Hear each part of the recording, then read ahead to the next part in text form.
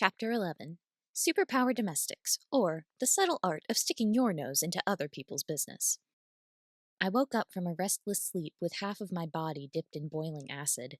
Considering how I'd woken up with the same feeling every day since being shot, all I did was fumble for the painkillers I'd left on the nightstand. My fumbling was rewarded by a plastic bottle under my fingers.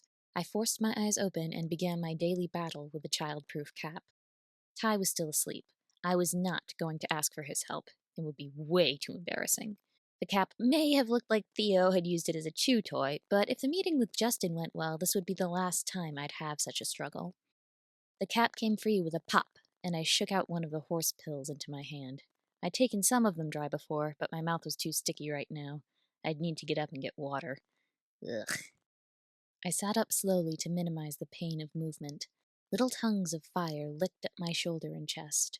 They were smaller and duller than yesterday, but still painful. I envied Axe and every other hero I knew who possessed rapid healing. I'd have traded my nature for theirs in a heartbeat right then. I choked down the pill and threw together a sandwich as quietly as I could. Me being me, as quietly as I could meant basically silent. Theo was snoring more loudly than any noise I would make. I ate, took the rest of my medicine, and got ready for the day. The sling made getting dressed difficult, but the first pill had kicked in by then. Any pain I felt was muffled and distant enough for me to wiggle into leggings, a shirt, and my bell one-handed. It was an ungainly process, but I managed. Once I was dressed, I got the coffee maker started. I didn't like coffee very much, and I thought it was too bitter and preferred to let my body drag itself out of sleep under its own power. Ty, on the other hand, found it impossible to wake up without a cup or two of the stuff. The smell of roasted bean juice worked its magic. Ty made a grumbling noise and sat up, rubbing his eyes. "Mornin'," he slurred. I debated whether or not to startle him, but decided against it. "Good morning, Ty." He grumbled a bit more and rolled out of bed. He had some truly horrendous bedhead first thing in the morning. It stuck out in all directions like a dandelion puff, and I had to stifle laughter. Ty ran a hand through it. That didn't do much except exacerbate the problem. I took pity on my friend's animated corpse and placed a mug of coffee, 1 cream, 1 sugar, in his hand. He stared into its depths as though he could divine the mysteries of the universe. I resisted the urge to tease him about it. Instead, I dropped a comb in his free hand and left him to figure out how drinking worked. Theo still needed to be woken. He roused with an unhappy grumble snort at the first gentle touch to his head. The half-lidded glare he leveled at me faded with a few well-placed scritches. Once I headed over to his bowl and filled it, he shook off his lingering drowsiness in a hurry. Now that both boys had been set on their morning routines, I started packing our things. I lacked the willingness to tear my stitches necessary to hoist everything into the truck, but I could get started on staging without too much strain. Ty's second cup of coffee woke him up enough that he not only noticed what I was doing, he paid attention to it. That put an end to my ambitions of usefulness in a hurry. My protests that I do this sort of thing for a living, seriously, Ty, I don't need to be babied, met an equally swift death when he picked me up in a princess carry and dropped me on one of the motel beds. While I was trying to sort out the medley of emotions that had inspired in me, he sicked Theo on me with a command of, "Watch. Don't let her push it." That was cheating. Not only were Theo's standards of what I was allowed to do in my convalescence even more restrictive than Ty's, the look he leveled at me whenever I crossed one of his lines could make a psychopath feel guilty. Joke was on Ty. I was not going to be manipulated into sitting pretty. I developed a resistance to Theo's face over the hours we'd spent in each other's company the night before. I braced to stand. The dog foiled my genius plan by dropping his muzzle onto my knee and leveling me with shining brown, "Pet me" eyes. Okay, so my resistance wasn't as strong as it needed to be. I gave him a scratch on the neck. I wasn't out for the count yet, though. It was time to charm the guard. I looked Theo in the eyes and said, "Hey, handsome, think you could let me up so I can go to the bathroom?" Gears whirred in his doggy brain. Whatever cost-benefit analysis he was performing must have been hard on him because he started to pant. Poor Pooch. "It's my arm that's out of commission," I told him gently. "My legs are working just fine." I used my pinned knee to exert a little pressure on the bottom of his jaw. "See?" He huffed, shook himself, and took a step back. I thanked him and swung my legs over. Actually getting to the bathroom was more of an ordeal than necessary. Theo refused to be more than 6 inches away at any point, as though afraid I'd collapse if he wasn't monitoring me. While the sentiment was sweet, I was a strong, independent patient who didn't need no babysitter, not even an adorable 4-legged one. He didn't follow me into the bathroom, which was good. He did plop his butt down right in front of the door, which wasn't great. I could work around that, though. I did my business and washed my hands. 2 or so minutes after the water stopped running, Theo would know something was up. I had to act fast. I shut off the water and opened the door quickly enough that it bumped into Theo, who had to scramble out of the way. While he was reorienting, I dashed past him. The plan wouldn't have worked if he was a breed intended to move quickly, but he was more tank than speedster. I was across the room by the time he stuck his nose through the doorway. He knew I'd given him the slip right away. A dumber dog might have sniffed around the bathroom for a bit in confusion. Theo went straight to calling in the cavalry. The whining and barking had Ty in the room in under 30 seconds. His eyes skipped right over my spot between the beds and landed on Theo. He understood what had happened right away. "Damn it, Perry," he said, pinching the bridge of his nose. "I know you're still in here. Quit it with the power. You've made your point." Well, now that we'd cleared that up, I clambered over the bed and circled Ty to throw my good arm around his neck. "Boo!" I whispered as I came back into his awareness. If the sudden appearance of my weight against his shoulder startled him, he didn't show it. He leaned backwards, grabbed me behind the knees, and hoisted me into a piggyback before I could scamper away. I yelped in surprise, but didn't put up a fight. This was a game, one I hadn't played since I was a little girl. It was fun. Theo trotted over, barking excitedly. A little rearranging had my bad arm slung over Ty's shoulder as he carried me to the truck. Theo danced around Ty's legs and tried to lick my shoes. "No more disappearing acts until we see Pan, please," Ty said as we reached the truck. "I'll admit I shouldn't have been so forceful if you admit you're in the stage of recovery where you shouldn't be picking up anything heavier than a paperback." The worst part was that he had a point. "Fine. Truce?" I said. "Truce." He let me down, spun on his heel, took me by the hips, and hoisted me into the shotgun seat. I laughed helplessly and gently shoved his shoulder with my foot as soon as my butt was in the chair. "You jerk," I managed to get out between breaths. He swayed with the push, but didn't step back. "All's fair, Pipes," he said around his own grin. I swung my legs in and let him close the door. He boosted Theo into the back, got into the driver's seat, and we were off. Justin Clark, alias Panacea, lived in the Summerlin district of Las Vegas. Unlike the greedy radiance of the Strip, this neighborhood was a fractal of 2-story buildings with small yards, red brown roofs, and paint that varied from white to brown. I got lost 3 streets in, but the GPS led us true, and we soon pulled up to a house I wouldn't have been able to distinguish from its neighbors if not for the vibrancy of the flowers lining the driveway. That was Justin's secondary, a green thumb. He couldn't make the plants grow faster, but he could make what they grew on their own strong. We dismounted and headed for the front door. Ty took point, Theo's leash in hand. Theo and I flanked him. Ty rang the doorbell and stepped back. It didn't take long for the door to open. Justin was a short man who glowed with health. Flawless skin, short, dark hair, natural tan. Large nose, green eyes. He managed to make the maroon veterinary scrubs he was wearing look good. His only jewelry was a plain gold band around his ring finger. The irritated look he leveled at Ty and the irreverent way he leaned against the doorframe were the sole detractors from his good looks. "Tyler," Justin said. Loathing simmered under the 2 syllables. "Hi, Just. I told you I'd be coming." A shit-eating grin spread across Ty's face. "Miss me?"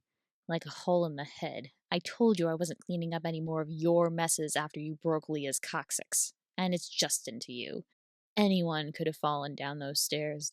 She slipped on a banana peel down those stairs. 5 minutes after you trounced her boyfriend in a sparring match. Hey, blame whoever littered. Besides, you can't prove anything. Correlation doesn't equal causation." Okay, this was going nowhere fast, and Justin's hand on the doorknob was tightening in preparation for a slam. Time for me to step in. I coughed, drawing all eyes to me. Oof, awkward. "Hi, Justin. I don't suppose you remember me," I said. His brows furrowed. "I can't say I do. Where did we meet?" "We went to Oneida together. I was a couple of years under you."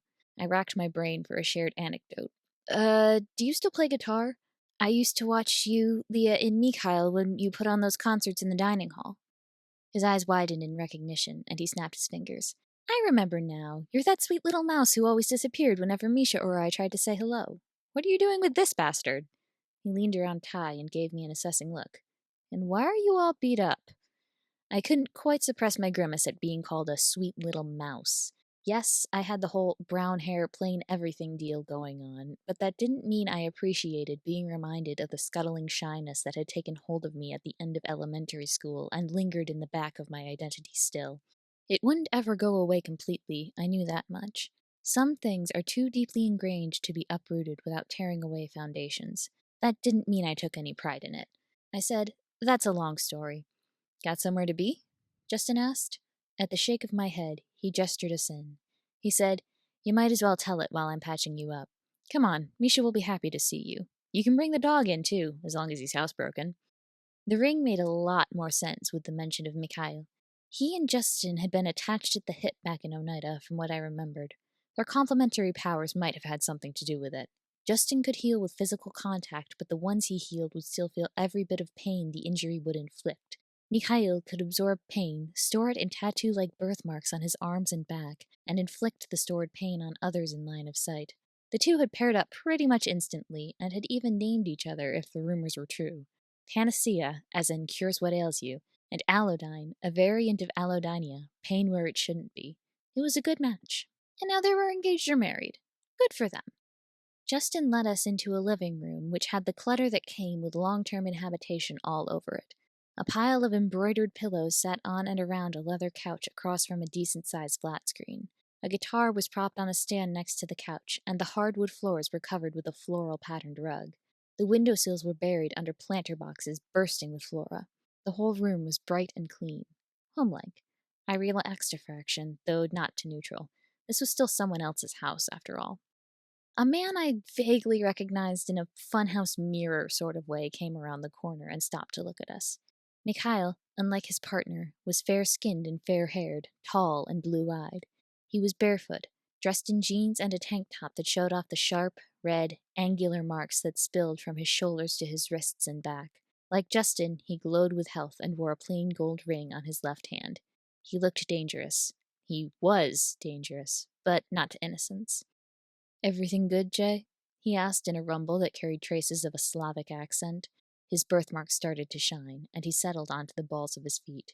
He relaxed the way a tiger relaxed upon spotting prey. "Oh no." Justin waved him off, and I sighed in relief when he stopped gathering power. Dangerous and volatile collateral may be, but Allodyne could have reduced him and me to writhing on the ground in less than a blink. We were lucky he'd taken Justin's cue. Speaking of Justin, he'd taken a seat on the couch and waved everybody over. I toed off my shoes before approaching. Ty followed my lead, Theo click-clacking behind him to sit at our feet. Mikhail vanished back from whence he'd come before reappearing with a folding chair and joining the party. Before we started negotiations, Justin and Mikhail each offered their hands to Theo for inspection and received polite licks of approval. Theo was repaid in head pets. "What happened to him?" Justin asked while Mikhail was under scrutiny. Ty leaned over to pat Theo's back. "I found him like this. I think the damage is too old to be fixed, but he gets along just fine, don't you, buddy?" Theo barked in agreement. "Smart as a whip sometimes," Ty said in a conspiratorial tone. "Dumb as a box of bricks others. He's a good boy." Justin's gaze landed on the spot where Theo's tail would have been. I could read the sympathy and duty on his face as he offered, "Do you want me to try?" "Ask him." Ty nodded at Theo. Amusement flickered in Justin's eyes as he knelt on the ground to be eye to eye with the dog. "I'm sure you heard me, but I'll say it again. Do you want me to try to regrow your docked ears and tail?" Theo barked with excitement and all but launched himself at Justin to drown him in doggy kisses. Justin flailed, but Mikhail let the attack go on for a good few seconds before hooking 2 fingers in Theo's collar and pulling the dog off his husband. His smirk told me he'd enjoyed the spectacle a bit too much. Justin wiped the drool off his face with one hand and hoisted himself onto the couch with the other. He'd have to change his scrubs before going anywhere. They were covered with dog hair and floor dirt. Despite the mess, there was humor in his voice when he said, "That was quite a response. I'll do what I can for you after I take care of your mom, all right?" Ty stomped on my foot before I could refute that assumption. One more bark, and Theo laid down on top of Ty's feet. He closed his eyes in preparation for a nap. Now that the dog's old wounds had been acknowledged, Justin turned his focus to me. I wilted a bit under such intense scrutiny, but refused to hunch my shoulders or look away from his face. We weren't enemies. I didn't have to hide. His gaze trailed down to my arm. "Can you take off the sling? I want to see what I'm working on," he said. Some quality of his voice told me that I wasn't talking to Justin anymore. This was Panacea on duty. I undid the sling with a little help from Ty. My arm ached, muscle deep, as it lost its support. The bullet wound was smaller than I felt it should have been, warm and pink with the usual inflammation that comes from healing, and held together with tight, neat stitches. It was tough to believe that it and its twin on my side had nearly killed me. Panacea leaned in for a better look. There's another under my shirt. Should I strip, or would that scandalize you and Mikhail? I asked, adding a light, teasing note to the latter half of the sentence. Misha, Mikhail corrected me. We both went to Oneida. You didn't cause trouble on purpose. You can call me Misha. Misha. That made something warm and fuzzy settle in my chest. I don't think we were ever actually introduced. I'm Piper. You and Justin can call me Pipes, if you want. I watched him out of the corner of my eye. Now that he wasn't on the defensive, he had a faint smile and was watching the proceedings with polite, professional interest. He was performing his own checks, but had ceded the floor to his partner out of long familiarity with how the situation needed to go. He'd also slipped into his work persona. That hadn't stopped him from throwing a jab at Ty. Their shared time at Oneida had clearly not been forgotten. I'd have to manage that. It's good to see you again, Piper, despite the circumstances, he said. Yes, you can take off your shirt. It'll make Panacea's life easier. Permission granted, I wiggled out of my blouse. I was wearing a sports bra underneath, so I wasn't worried about modesty or anything like that. Ty went a bit red and made a choking noise, but Panacea and Alodyne both focused on my injury right away. Very professional of them. After requesting and getting permission to touch, Panacea trailed his fingers along the stitches. It tickled more than it hurt, but Alodyne and Ty both made aborted moves to touch my arm. After a few seconds of the tactile examination, Panacea pulled back. I can work with this, no problem, he said. But you owe me a story, and Tyler is no longer allowed to hold the Philadelphia incident over my head. Deal, Ty and I said in unison, and Panacea and Alodyne took my hands. Queries, kudos, or concerns? Like, comment, and subscribe. Thanks for listening.